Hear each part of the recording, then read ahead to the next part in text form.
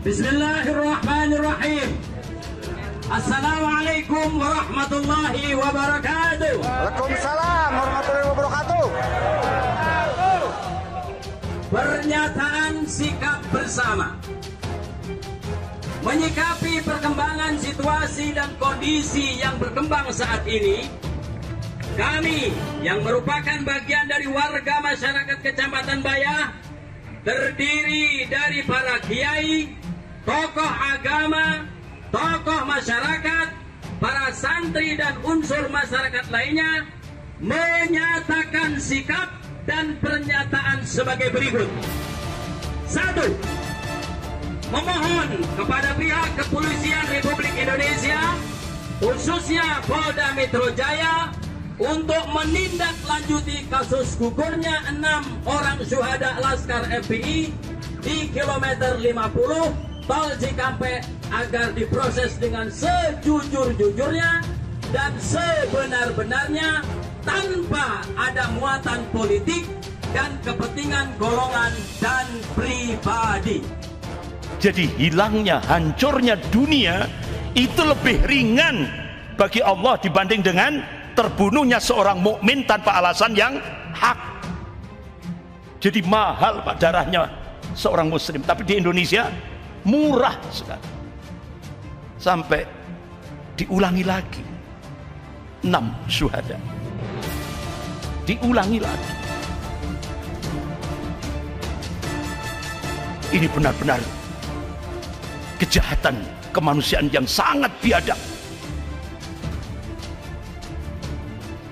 Ada 19 lubang tembakan di 6 jasad syuhada ini. 19 tembakan. Dan ternyata disiksa dulu di sebuah tempat. Ya coba, ada yang melepuh punggungnya. Itu ada informasi dibakar, ada informasi disiram air keras.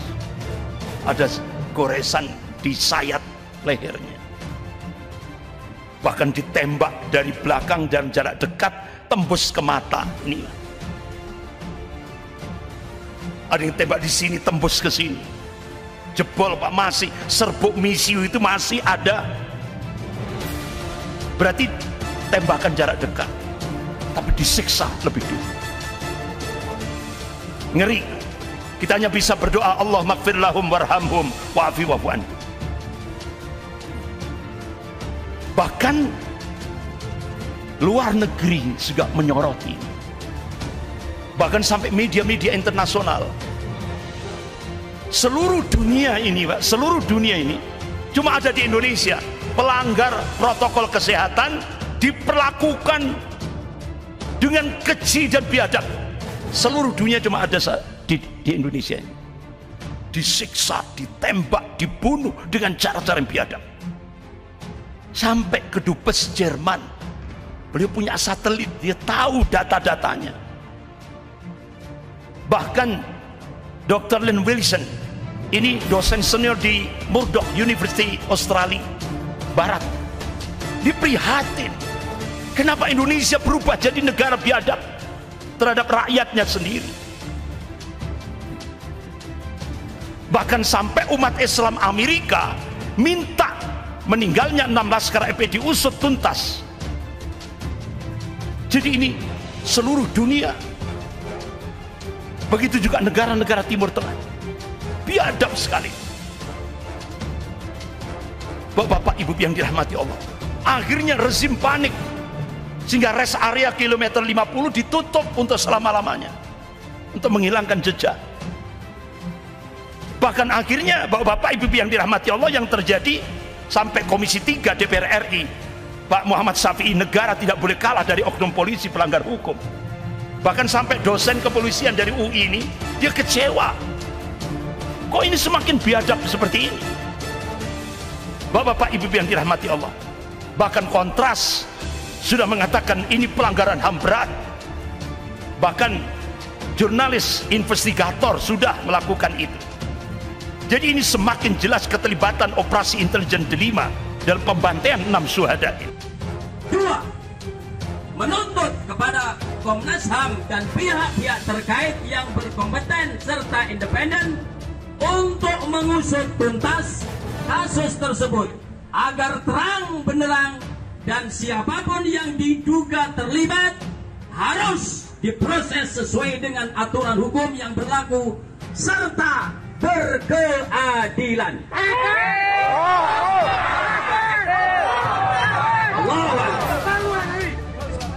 Tiga, menuntut kepada pihak kepolisian khususnya kepada Polda Metro Jaya untuk membebaskan Imam Besar Habib Rizik Syihab dari status tahanan dan penahanan. Allahu Akbar.